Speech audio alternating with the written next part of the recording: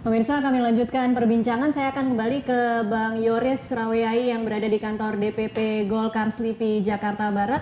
Bang Yoris, kalau tadi Anda mendengarkan pernyataan dari pakar hukum tata negara Refli Harun yang menyatakan mungkin ada 3 skenario yang bisa dipilih di sini. Yang pertama adalah rekonsiliasi antara dua kubu, mengadakan Munaslup, tidak ada Munas Bali, tidak ada Munas Jakarta, tetapi kedua pengurusan ini kemudian menentukan bersama siapa kandidat mereka untuk pilkada serentak. Atau yang kedua, menunggu putusan selanjutnya di proses hukum di pengadilan tinggi. Dan yang ketiga, siapa yang tercatat terakhir di Kementerian Hukum dan HAM. Kalau untuk opsi yang pertama, seberapa jauh sebenarnya kemungkinan Agung Laksono yang kalau berdasarkan hasil PT UN hari ini menjabat sebagai Wakil Ketua Umum untuk versi Munas Riau 2009 yang kembali disahkan oleh pengadilan untuk kembali merapat ke ICAL. Seberapa jauh kemungkinan itu, Bang Yoris? Tasya, begini.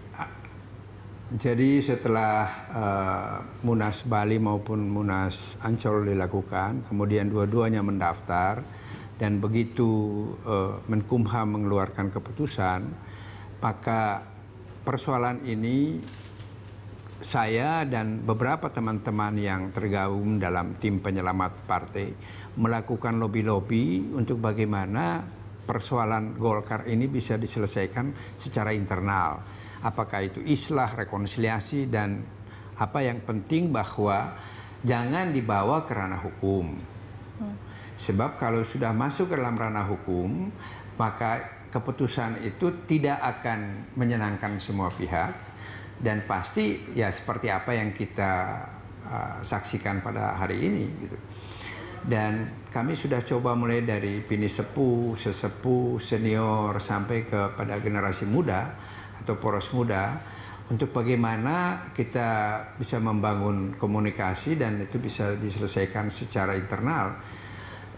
Maka dibentuklah pada akhir Desember itu tim penyelamat partai membentuk tim juru runding dari kedua belah pihak, dan kita sepakat untuk pada saat itu bahwa kita akan menyelesaikan secara internal dan tidak lagi menggugat di pengadilan gitu.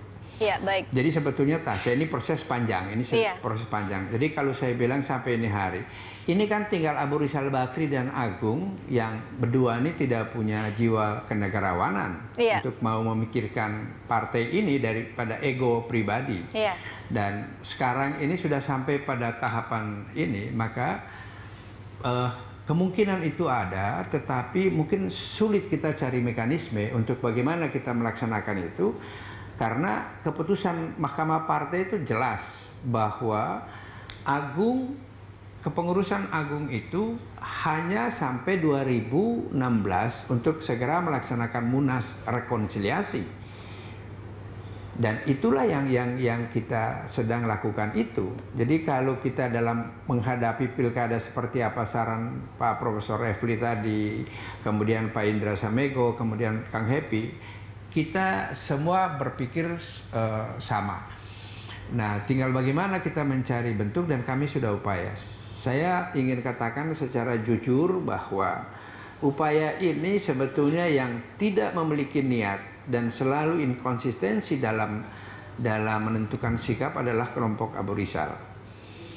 Karena kami sudah upayakan dari awal sejak Desember, Januari, beliau tidak mengakui proses Mahkamah Partai, padahal itu perintah pengadilan, kemudian ikut juga. Jadi ini sebetulnya, dan sekarang ini ya kita siap. Dan Golkar kalau sampai nanti tidak bisa ikut dalam proses pilkada, maka saya bisa meyakinkan dan kepada seluruh keluarga besar Partai Golkar ini karena ulah Abu Rizal Bakri. Oke, saya akan langsung minta tanggapannya Pak Happy.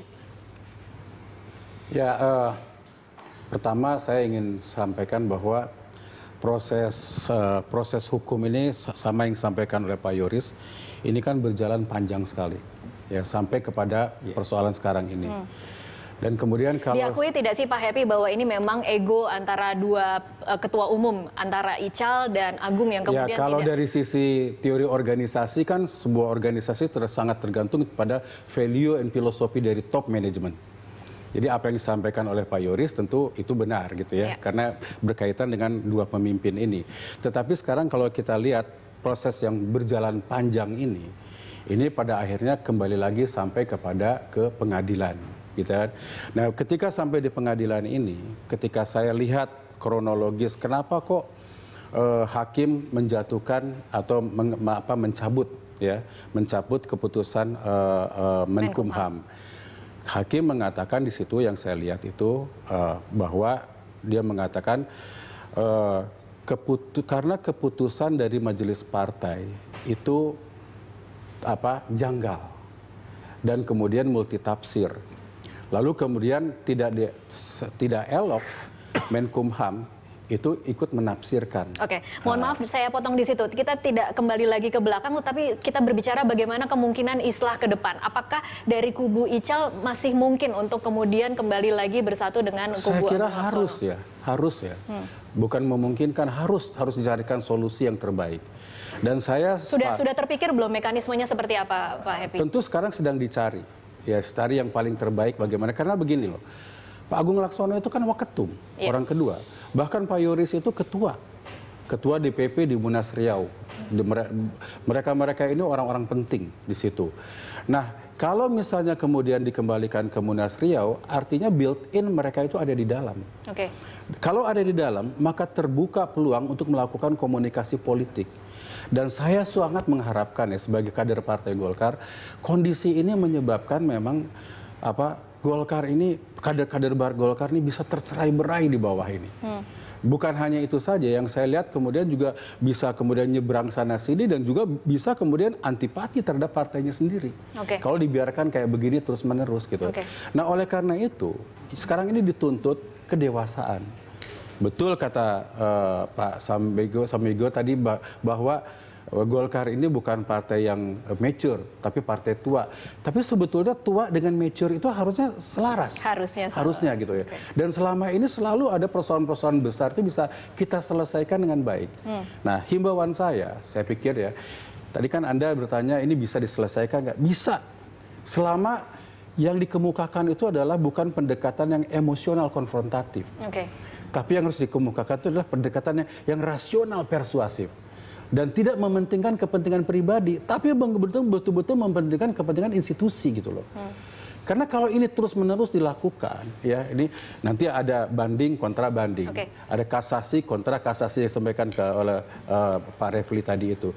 Ini kalau jalan begini terus, yang menang jadi arang, yang kalah jadi abu, nggak ada gunanya gitu loh. Nah, oleh karena itu menurut pandangan saya, ini harus dijadikan momentum untuk cepat cari solusi sama-sama. Ya, semoga ini membangkitkan kembali dan bahkan mempersatukan kembali Jerman Barat dengan Jerman Timur bisa bersatu, gitu ya. Apalagi ini Golkar yang kita ini sama-sama bersaudara. Saya yakin bisa bersatu. Ditahan dulu, nanti kita pasti akan lanjutkan di segmen selanjutnya. Pemirsa tetaplah bersama kami.